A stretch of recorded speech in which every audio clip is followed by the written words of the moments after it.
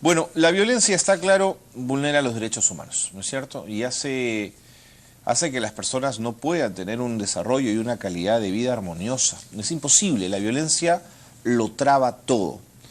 Velar porque los niños, las niñas, los adolescentes, mujeres, jóvenes y adultas tengan a su disposición servicios de salud, por ejemplo, es una condición esencial para evitar esa vulneración justamente. Nos acompaña esta tarde la doctora Julia Campos, ella es directora de la ONG Centro de Estudios de Problemas Económicos y Sociales de la Juventud, y vamos a conversar con ella de estos temas porque hay datos muy interesantes y hay una cruzada emprendida por varias organizaciones relacionadas con el tema de la educación sexual en nuestro país. Bienvenida, doctora Campos. Muchísimas gracias por la oportunidad de poder conversar contigo sobre este tema. Por favor.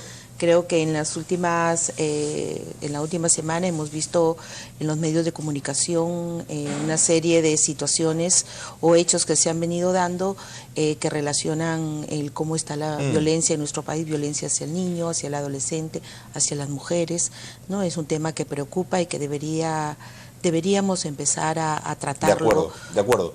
Y en el marco de esa preocupación, ustedes plantean 4 líneas de trabajo que me parecen muy interesantes y que les propongo ir desmenuzando una a una. La primera, ustedes dicen que tenemos que buscar que haya servicios de salud donde reciban las mujeres, los jóvenes, los adolescentes, asesoramiento confidencial y atención integral apropiados para su edad. ¿Esto no ocurre actualmente? Claro, lo que pasa es que existen en nuestro país los centros diferenciados para adolescentes. Ajá. Existen normas, existe una política de que estos existan a través del Ministerio de Salud. Sin embargo, lo que se ve en la práctica es que estos lugares no necesariamente tienen el suficiente personal.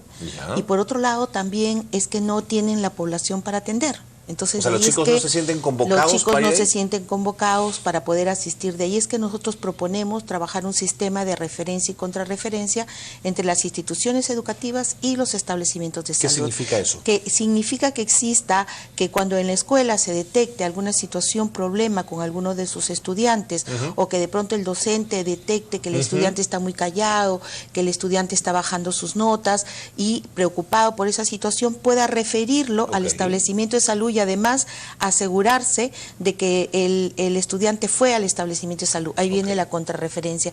El establecimiento de salud informa a la escuela diciéndole sí, este estudiante vino y su próxima cita es para dentro de una semana. Para adolescentes tiene que ser un marco de calidez, de buen trato, de confidencialidad. Existen toda una serie de parámetros desde el Ministerio de Salud que señala cómo debe funcionar un establecimiento que tenga un servicio diferenciado para el adolescente.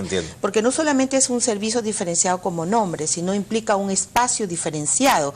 ¿Qué significa eso? Que el adolescente va a ir al establecimiento de salud, va a tener un lugar para él, donde no se va a sentir observado por otros adultos que le dice qué haces ahí o por qué vas a entrar ahí donde dice salud sexual. Entonces lo que se busca es que el espacio sea un espacio privado para que el adolescente pueda ir, pero además hay que promocionar los servicios. Que los adolescentes sepan que existe ese espacio para ellos. Perfecto. Segundo punto, dicen ustedes, desarrollar habilidades para la vida en el marco de la educación sexual. Claro. ¿Qué están proponiendo en este nivel? Lo que pasa es que nosotros creemos que la protección frente a la violencia, la protección frente al embarazo, frente a la transmisión de infecciones de transmisión sexual, pasan por tener que desarrollar en los estudiantes una serie de habilidades, como por ejemplo la habilidad para tomar decisiones. O sea, cómo yo sé decir sí o decir no frente a situaciones que me pueden tener riesgo para mí. O también trabajar el tema de esas habilidades, de esas destrezas, para que el chico cuando esté frente a una situación no se sienta presionado por el grupo, por ejemplo, ¿no? O también hablamos del tema de la autoestima.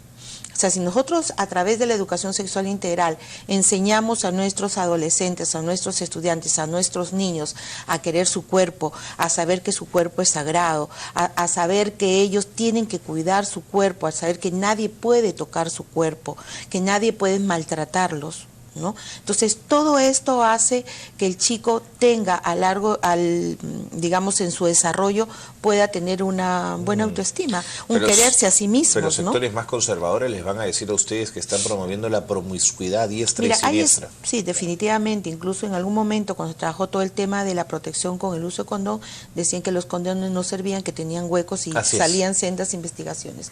En realidad, si nosotros como padres queremos saber si esto es cierto o no, ahora con el ingreso a la internet es muy fácil encontrar una serie de estudios que demuestran que si el chico o la chica tiene comunicación en la familia con la madre, retrasa su inicio sexual. Eso es clarísimo. Eso están en los estudios y que uno los puede encontrar en la bibliografía. Otro tema es que si el chico recibe educación sexual, va a saber protegerse y además no lo va a incitar a tener una relación sexual. No, vamos a incitarlos a tener relaciones sexuales. No, en la educación sexual integral vamos a enseñarles a ser críticos frente a lo que ven. Usted mencionaba algo clave, que es hablar y comunicarse bien con los chicos.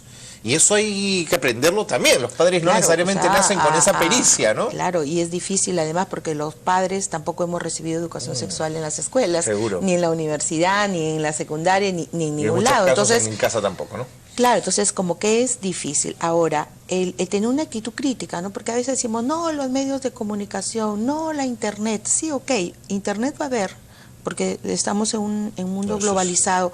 La televisión va a ver con todo lo que nosotros vemos en los diferentes programas. Entonces tenemos que trabajar con el chico en la educación sexual a tener una actitud crítica frente a lo que ve. ¿Te das cuenta? Entonces yo puedo decir y que mi hijo o mi hija pueda saber que lo que ve en la televisión es fantasía, y que lo que ve en la televisión no es la vida real, y que las cosas no se manejan como se dice o como se ve en la tele.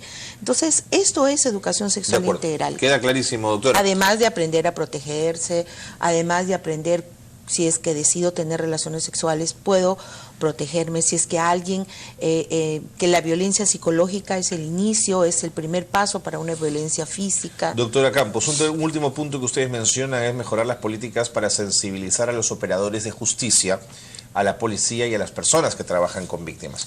Y cuando hablamos de víctimas, las cifras del INEI-ENDES 2014 son impresionantes, ¿eh? O sea, formas de violencia contra la mujer, por ejemplo, ejercida alguna vez por parte de su esposo o compañero. Esto no es de un extraño, de un agresor que viene de fuera. El agresor está en la casa. Bueno, psicológicas, 69,4%. Psicológica y verbal, se entiende, por supuesto. 7 de cada 10 mujeres. 7 de cada 10 mujeres han recibido violencia psicológica o verbal. Y claro, lo que pasa es que la violencia psicológica pasa porque si tu pareja te dice eres una tonta, no sabes nada. Ahí tenemos justamente el cuadro, doctora. No que usted mencionaba. Altísimo. Eres tonta, no vales nada, no qué poca para cosa, nada. ¿no es cierto? Exactamente. Luego viene ya el nivel físico, que tampoco es bajo, ¿eh? 3 de cada 10 mujeres, más o menos. Hombres pegalones en general no son pocos, ¿eh? Y sexual, 7,9. Es más baja, pero es probable de todas las anteriores la que deja más huella, la que queda en la psique y en el alma de las personas muy dañadas. Y estamos hablando de que así sea una pareja casada o no casada o unida, no, también se da la violencia sexual, porque puedes decir, no, pero si es mi esposa, yo puedo tener relaciones sexuales con ella cuando yo quiero, el momento en que lo deseo, y no pasa por saber si mi pareja desea o no tener una relación sexual. Y no es así. La relación sexual tiene que ser un compromiso de ambos, un deseo de ambos, no una posesión. Tú eres mi esposa y tú me perteneces. Pero qué bueno que lo mencione, porque hay quienes se creen con derechos de propiedad. Mire este otro cuadro que tiene que ver con las formas de violencia contra la mujer ejercida alguna vez por parte de su esposo o compañero en relación, haciendo un cruce con la educación.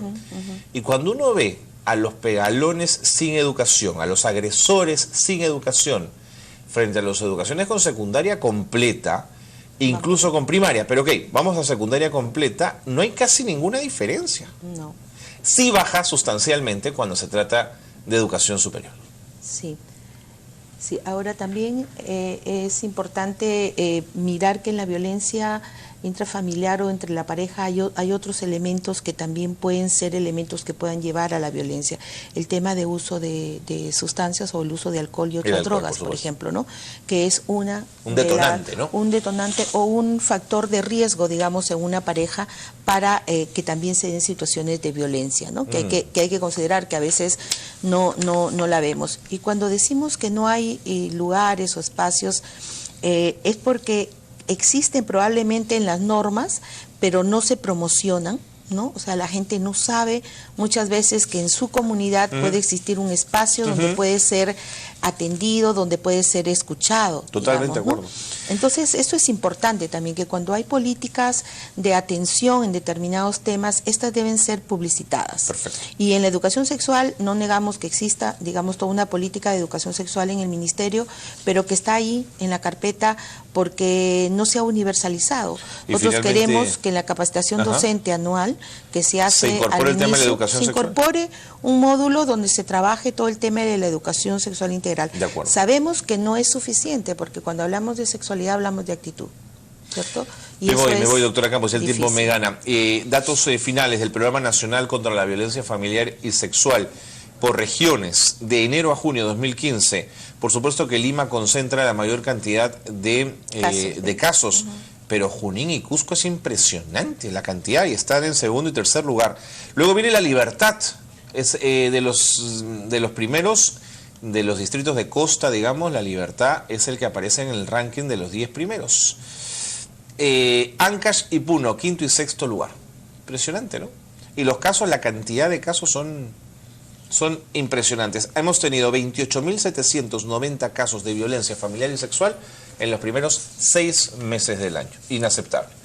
Doctora Campos, muchas gracias por haber puesto los puntos sobre las sillas. Gracias por haber estado con nosotros. Sobre todo estamos buscando que más comunicadores se interesen por tratar estos temas. No, este espacio para hablar de esto es fundamental. Muchísimas gracias. Hemos estado con la doctora Julia Campos, directora de la ONG CEPESJU, el Centro de Estudios de Problemas Económicos y Sociales de la Juventud. Hacemos una pausa. Muchas gracias.